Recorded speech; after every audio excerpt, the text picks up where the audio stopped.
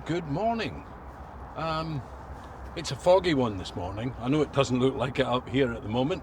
I'm quite high up just now. I'm up near Gloucester, and there's a well-known escarpment here, Birdlip Viewpoint, and I was hoping that I'd get some nice woodlands in the mist. But the mist seems to have cleared at least here. But if I flip you round and show you, there is quite a spectacular inversion.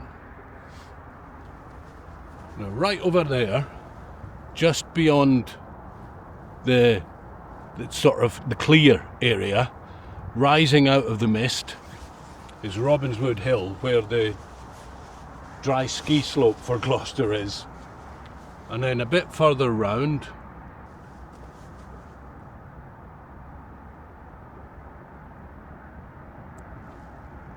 you can just about make out the mountains in the distance, which is difficult to tell, but I believe that's in South Wales. And another hill rising out the mist in the foreground. So, let's see if we can get a nice inversion shot from here.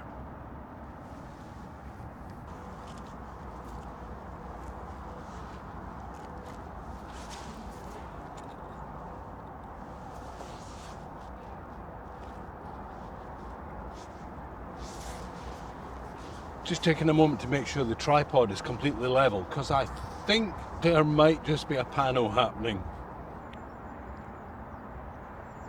Let's just see about a pano.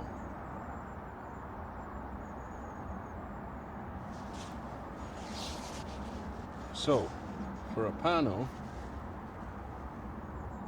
yeah, that tree in front of me is just encroaching a bit too much. So I'm going to have to move everything along a little bit. Bear with me a second. Okay, so we've moved along a little bit. The tree's no longer in the way. I just need to make sure that finally the last of, I believe that's the Malvern Hills, is just away from the trees. I could probably do with being a little bit further, but if I go too much further, I will lose that end. So let's just set it up and take the pano.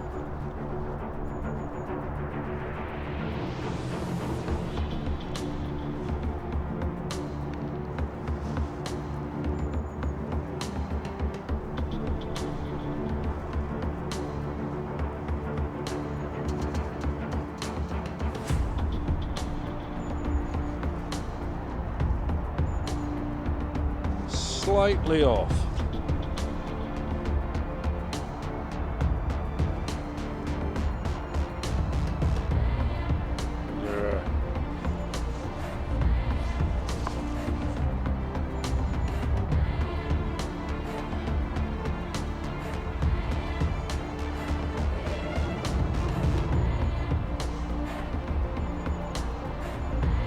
Still very slightly off. Everything appears level, but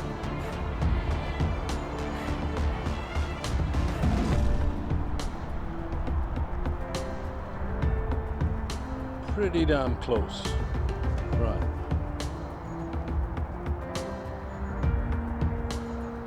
It's still slightly tilted, but not so bad that I can't get round it. Right, let's zoom in a little.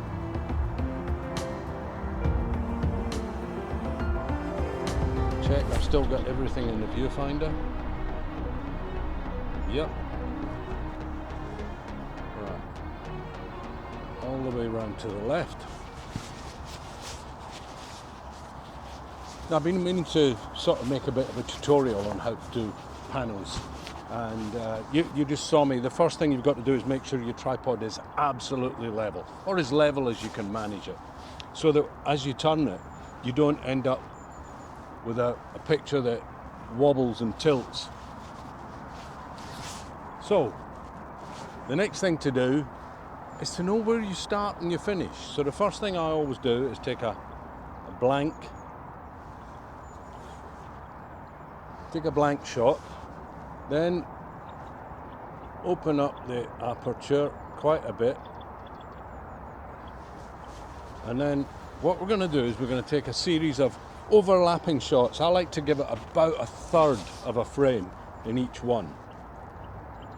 So first shot, and then I will move what's on the third diagonal to the edge. Take the second shot, and then move what's on the third diagonal to the edge.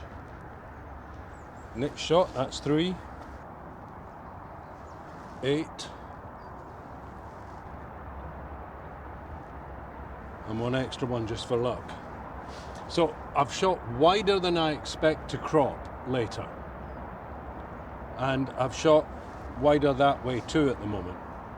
I've also overexposed everything, and you remember we shot a blank at the start? We shoot a blank at the end as well. So we know everything between those two blanks is one set. Then I reset absolutely everything all the way back to the start. And this time I'm exposing for the sky.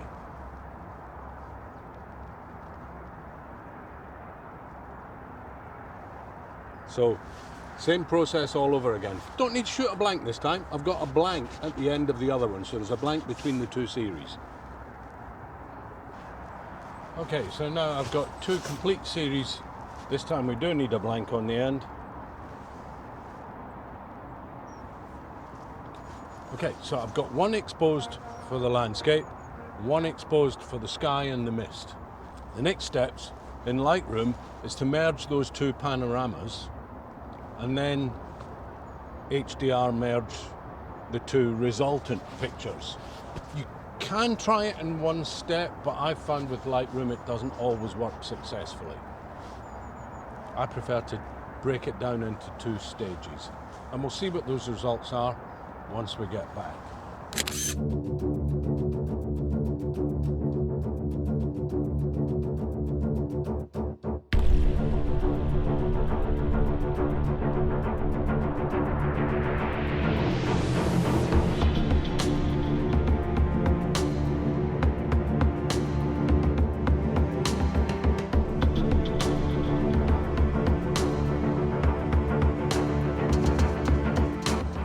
Such a glorious day.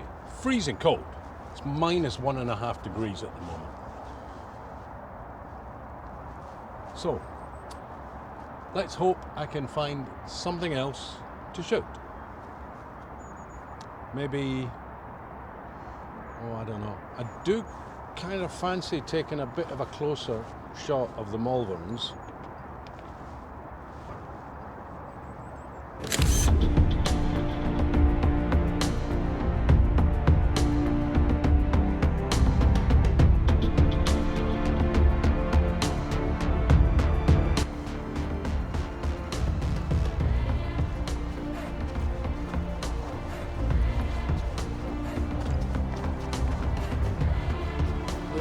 So I thought, since we're here, and it is very, very cold, there's still lots of frost on the ground, I was wondering whether we could find some nice tree type subject covered in frost. So, gone away from the edge a little bit, over towards the trees, and see whether we can find anything.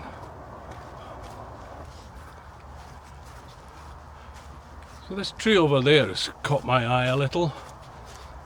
Just like the way the sun is shining on what's left of those orangey leaves.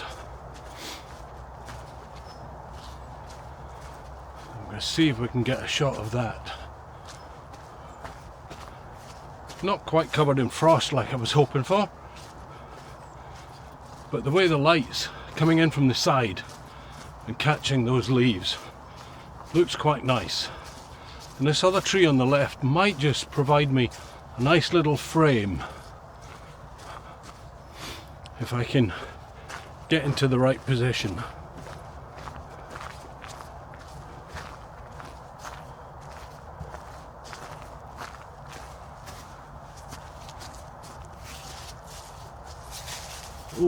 something like that.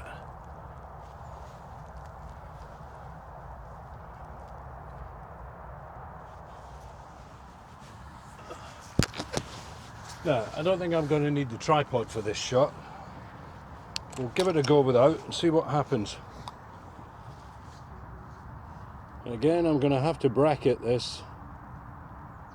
So, focusing on the tree, 250th at f4 and a 500th at f4. Oh, 500th's no good. Okay, let's try 1,000th. Tiny little bit of the cloud in the background blowing out. I can live with that. I do actually like the look of this tree though, so I want to see whether I can get more of this tree in while still not interfering with the other tree.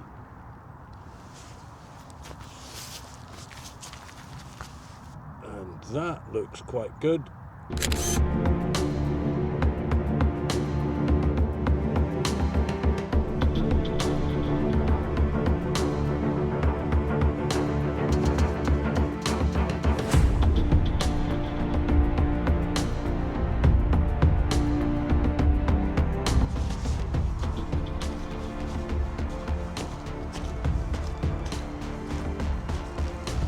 I've just spotted these very clumped together silver birch.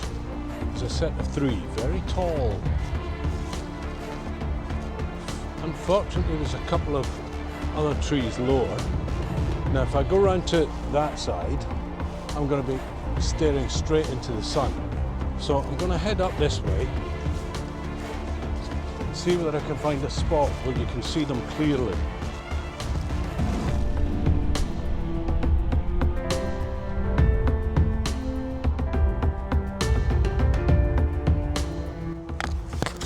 Again, I don't think I need the tripod.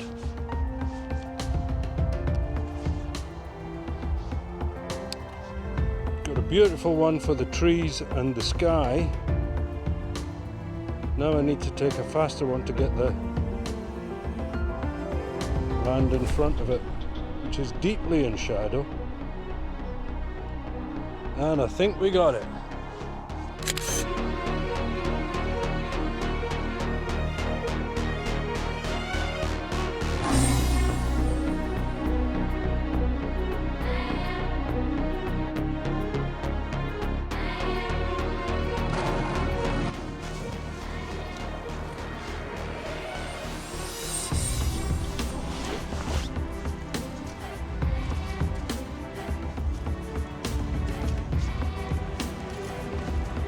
What a gorgeous morning, and how lucky to find that amazing inversion.